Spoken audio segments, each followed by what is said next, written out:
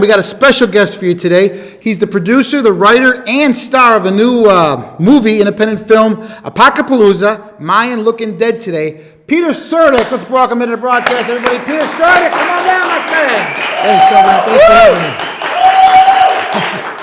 That's what I'm talking about. Live studio audience. Yeah, I'll tell you what, it's like we've done this before, huh? It is. It's like, yeah, all over again. Well, welcome to the broadcast, start off. Thank you for having me. Had no problem getting here? A little issues with the 94, but... But what happened is I sent Partee to pick up Pete, okay? Pete, it's a simple thing. You don't live too far. Not too far. Partee just picks him up and drives out here. Right. Well, Partee didn't let you know he had to run some errands on the way in. He didn't tell me that. He had to pick up groceries. Yeah. So you're helping him. No, what I don't understand is he says you sat inside the cart.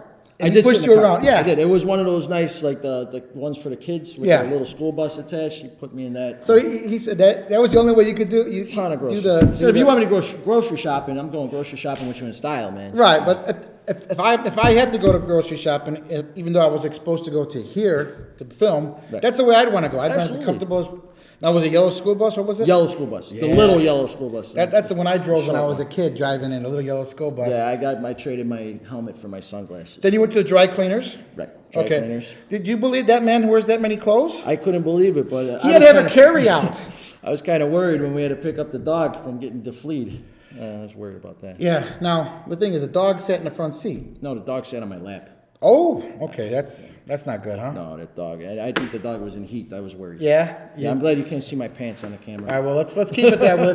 Let's keep it clean. It's probably not a good sight.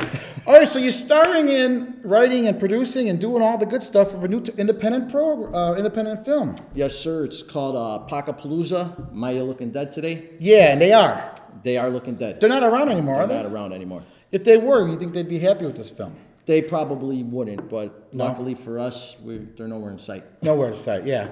Okay, so what's the film about? Apocapalooza. Okay, I heard of Lollapalooza. You heard of Lollapalooza. And I've heard of Apocalypse. Apocalypto? Apocalypse is the end of the world, right? Apocalypse, yes. And Apocalypto is a drink, right? I think it's a drink. It might be a drink. Or a dance. I think it's a little green drink you drink. Is it? I think so. Well, that's Stumby. Yeah. So what is this about then? What is the film about? Basically, it's a parody of the Mayan calendar, and we're kind of taking off with that, and we got actual Mayans in it. Wait, there are Mayans There are Mayans in it. There are actual Mayans in it, and... Where'd you find the Mayans? I thought they were all dead today. If I told you, I'd have to kill you later. And then I would be dead today. You'd be dead today. Yeah, I did not just the Mayans. Come a little closer here. A little bit closer? I like being closer. I showered today, so I'm good to go. Yeah. Okay, so... what made you decide to make fun of the Mayans? What brought that upon? Well, what did they do to you that you got to write a movie about them? We're not really making fun of the Mayans per se. We're making fun of the event that was supposed to happen with the end of the Mayan calendar. Right. That was the 21st, December 2012. Yeah. So it's not so much that we're making fun of the Mayans, just the event that was coming with the end of the calendar. Well, the naysayers made a big deal out of it. They really did. Yeah, they said the world... the polar eclipse were going to switch. They said that dogs and cats were going to be living together. Cats sleeping together, mass hysteria. Yeah, not a good thing. Yeah, not a good thing. thing. But everything was good. That was really good. I survived the 21st of December, and I'm sure you have too. Yeah, I got a lot of canned goods though. Yeah.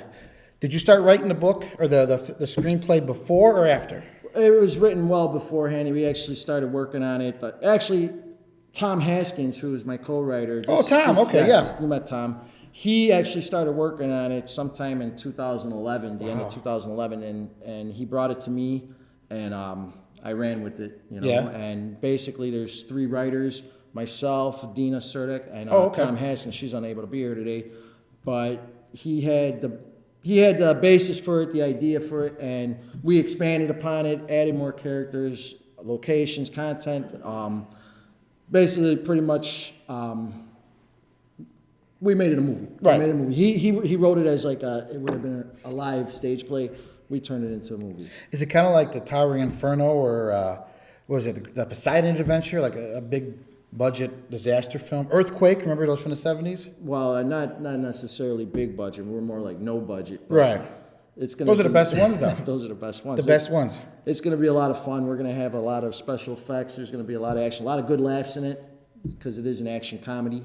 So, those are the best ones. Yeah, it's going to be a lot of fun. Now, when you decided to make fun of the Mayans, and obviously you have no heart about it. You just make fun of them. You don't care what they think if any of them are around. Did you think about anything being like copywritten? Anything being Actually, it's funny you mention it, and that was a big concern of mine. And in the original prototype for the script, Tom had a lot of things in there that we had to change, because just if you say somebody's name, they can sue you. So we had to change a lot of things around. You mentioned my name several times, right? We did mention the B. Yeah. The B. The B has. We'll leave that for another day. Yeah, that's a different day. Okay.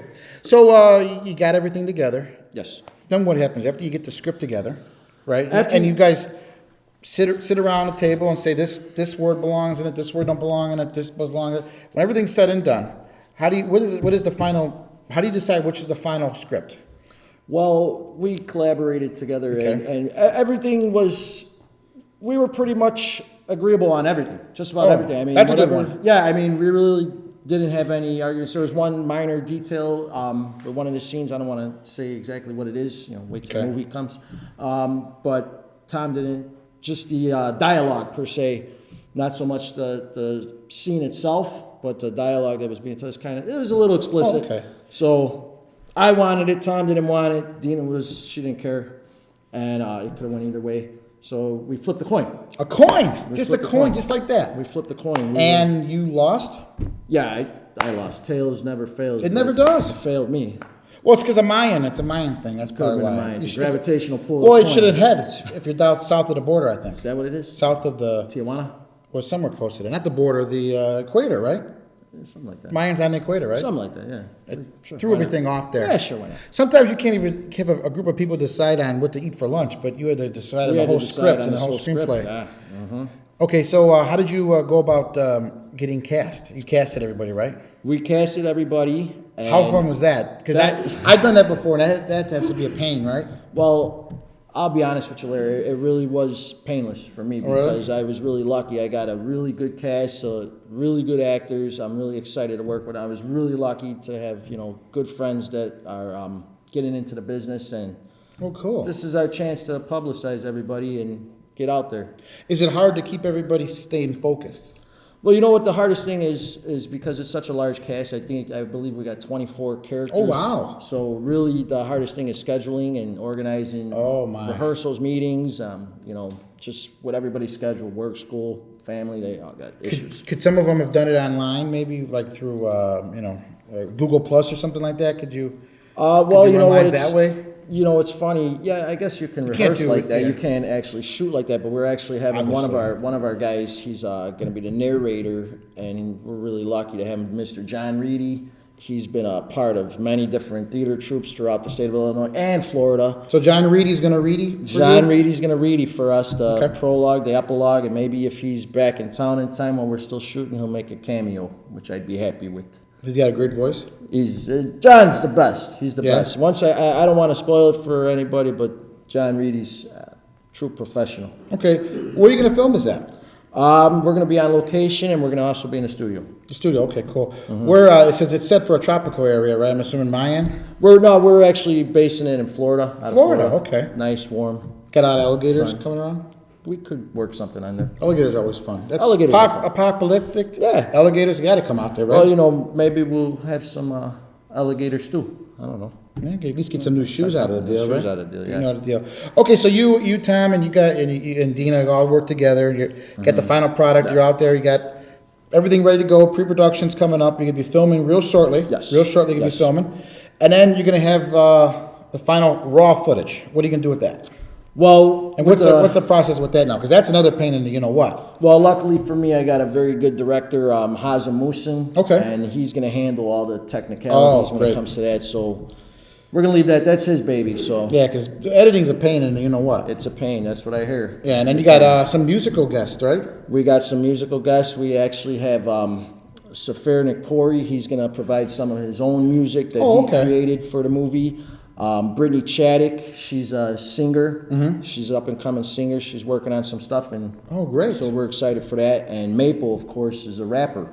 Oh, okay, cool. We call him Maple. What is that? Is he sappy? He's very Little sappy. sappy, that's He's a little right. sappy. Canadian. Yeah. Oh, that why? Okay. But now he's not sappy? He drips, right? He drips. So does he drip. Don't get too close to those sores, because you never know. I What do think you it's mean, like Maple? smallpox, right? You're in for a treat. Okay. Okay, so you got everything ready to go. Everyone's happy. Everybody's How do you happy. keep morale up on a project like this? Well, I try to stay very positive. I'm a positive guy, Mm-hmm. and I just let everybody know how great they are, and they are. Each one of these people, I got full belief in them. I know that they're gonna do excellent, each and every one of them. So, like I said, I couldn't have gotten any luckier with the actors that I've got. Couldn't have. The hardest thing is the morale and getting them together and have them all together, have their time together. That's going to be the biggest issue, is just scheduling. And then, any final thoughts about this production maybe that I didn't ask or you might want to say? Well, I just hope that everybody enjoys it. I hope everybody that is acting in it has a good time. I want everybody to have fun. I want it to be a good experience for them, because if this is what they want to do, maybe if one person gets spotted out of this, I did my job. I'm happy. Yeah. I'm happy, and I want to thank you for having me on here. Oh, no problem. Thanks for stopping by. That's really, it's helping out. I don't have many independent producers and film writers and coming by, so I'm glad that you come by. And then before we go, tell us about your background, individual, but not just with the show, but your individual. Where do you start off doing? Well, myself, I didn't really start acting until about 2011. Oh, okay. I took an acting class at Moraine Valley Okay, very Community good. College. The first audition I went on, it was for a play called Sexual Perversity in Chicago. Oh. And it was based here, but it was a Oh, raunchy. that was the raunchy name of play. the sexual That was the name perversity of it, yeah. in Chicago. It has to be based here. Yeah, it was. It's not going to be based in Florida. You're right. It can't be based in Florida. Right, but It was very perverse in Chicago. Okay. And I'm sure that went over well with the school. It went over well with the. Actually, they had many problems when. Yeah. If you would have seen the posters, it was kind of out there. But there was 4 parts. There was only 4 cast members, and I've never been on an audition before, and I wound up landing the part of Bernie Licko in the. If you might have seen a movie called About Last Night with Demi Moore and Jim Belushi, Rob Lowe. Yeah, that's what the movie was based on, Sexual Perversity in Chicago. So I played Jim Belushi's character. Nothing's wrong with that, I guess, right? Yeah. I mean, So we he played the sold out. bartender. He was the bartender, right? No, he was just, No? he wasn't a bartender. He was, how do I say, he was the cool guy that knew everything. He was Oh, okay. the macho man in the movie. So I played that pretty well, I You think. did Put the shades on. Let's show us how the macho look. Good looking guy here. There you go. Sexy. Look at that. Sexy. You look like, what's that guy that you look like with that? He was in the action films. What's his name? Diesel. Oh, Vin Diesel. Yeah, the people say. They call me Bernie Diesel. Oh, do because they? Bernie, yeah, that's what they call me at the Oh, gym. okay. Bernie Diesel. Oh, Bernie. Bernie Licko and then Diesel, everybody says. All right. Put the glasses down, Bernie Again, Diesel. one more time. Huh? Look at that, man. Right there, Yeah. right there. It's like a resemblance. You can't beat it. All right. Well, thanks for stopping by the Larry, broadcast. thank you for having me. And we'll come by again when you got some more things going on. Absolutely. All right. Maybe bring Will some of do. your cast by. Maybe that'd be I kind would of love cool, to, right? and I'd love to be here. Cool. All right. Well, thanks a lot. Thanks again. All right. Thank you.